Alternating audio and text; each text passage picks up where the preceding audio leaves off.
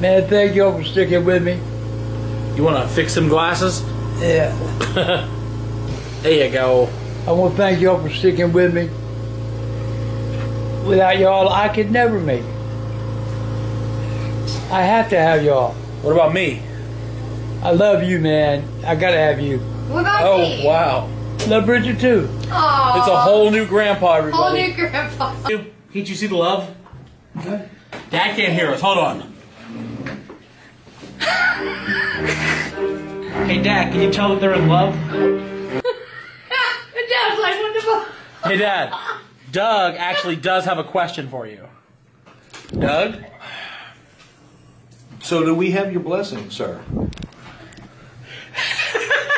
There you go, Dad. That's the Between thing. y'all two, not me. No. So he wants your daughter's hand in marriage. No. I said her, not me. Well, I said Doug, no. you got to so get on one knee. this ain't no arranged marriage or anything, so. Doug, if you want to ask it the right way, you got to get on one knee. Back. What's going on, you guys? Kid behind the camera here. Bridget West here. And today, I've got to make a very unfortunate video. The video we've always feared. I've never wanted to make this video. Today, we lost Angry Grandpa.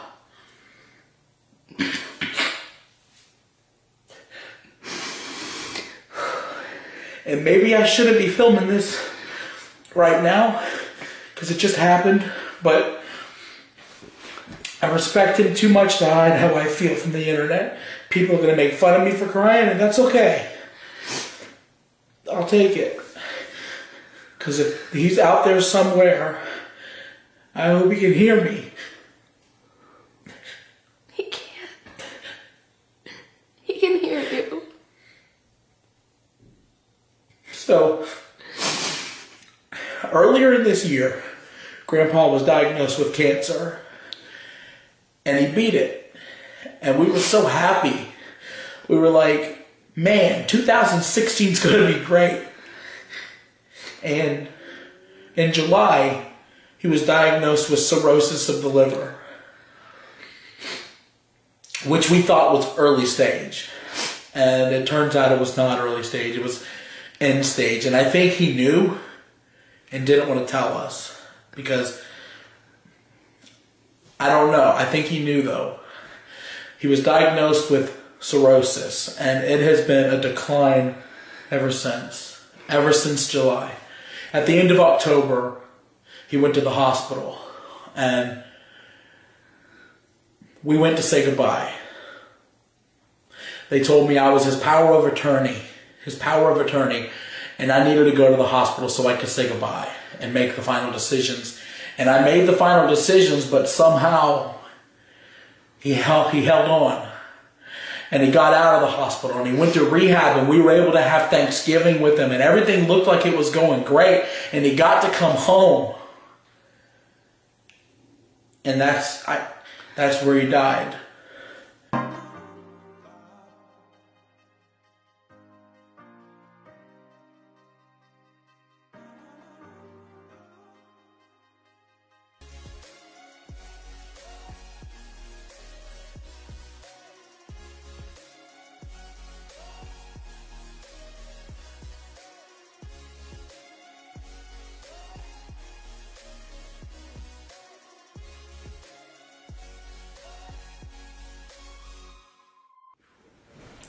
I don't know how loud I'm supposed to talk. Can anybody hear me? Yeah, we can hear you. All right. No, I wouldn't say he's Jesus, but I will say one time he turned one kitchen table into 1,000 little pieces. So. You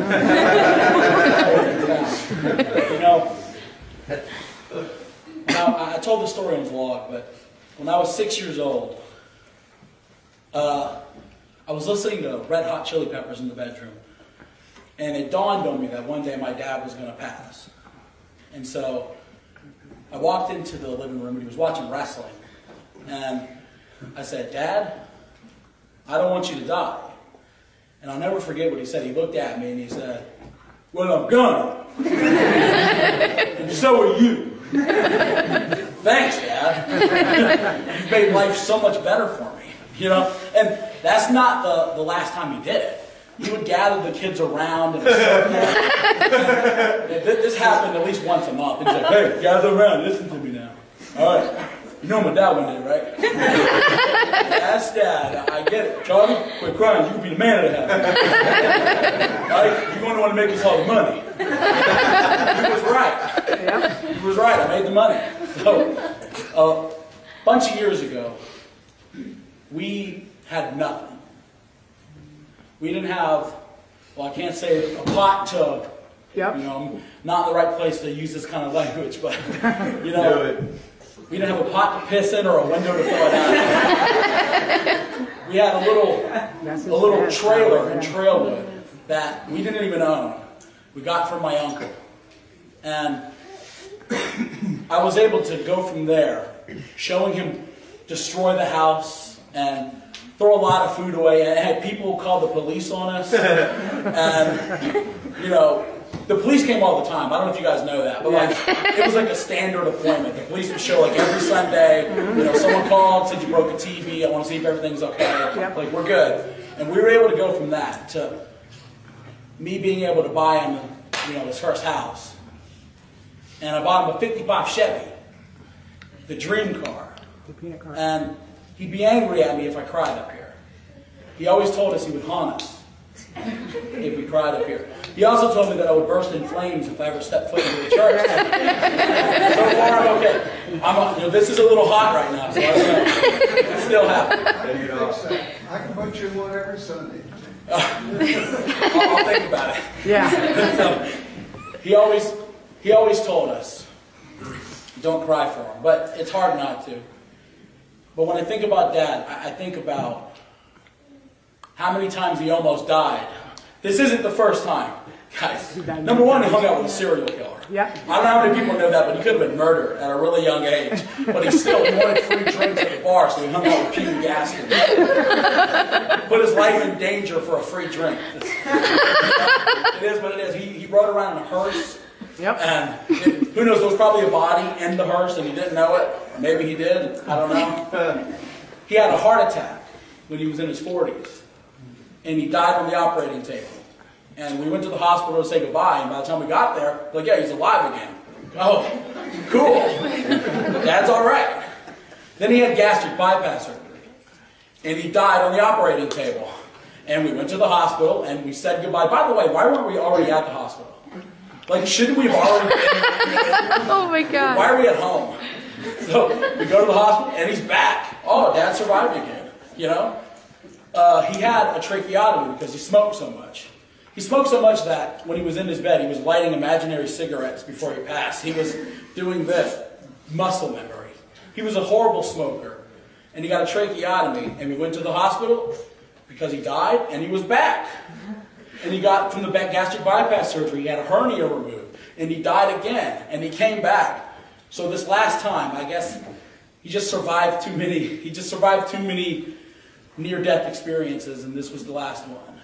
You know, for somebody who hated cats so much, he had 9 lives. So, I think if he was here right now, he would say 2 things. Number one, he would say, damn, you got fat. You're right. I've been, you know, guilty eating for about 20, 30 years. And the other thing is he would say, well, didn't I tell you I was going to die? I told you it was coming. Now I'm dead, and you're next. I love you. I'm going to miss you tremendously. And thank you guys so much for coming.